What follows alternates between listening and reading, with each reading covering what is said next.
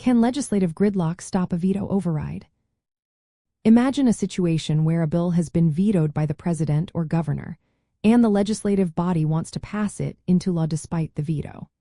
The process to do so involves overriding the veto, but what happens if the legislative body cannot agree or faces political deadlock?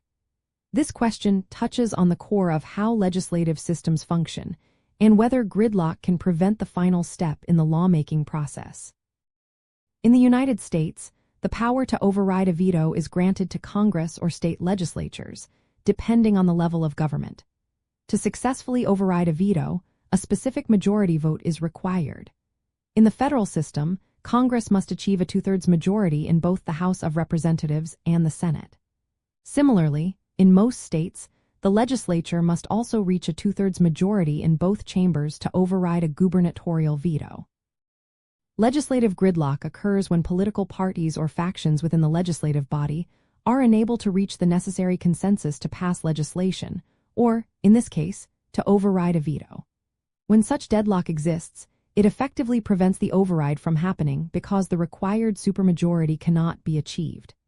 If the votes are split or if members abstain or are absent, the two-thirds threshold becomes impossible to reach, and the veto remains in effect.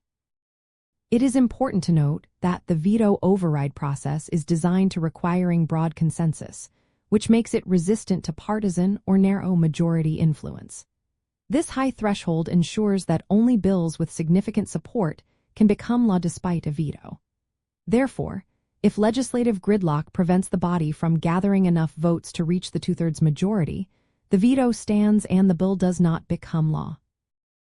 In summary, legislative gridlock can indeed stop a veto override because the process demands a supermajority vote. When political disagreements or deadlock prevent the necessary votes from being cast, the veto remains in place, and the legislative body cannot override it.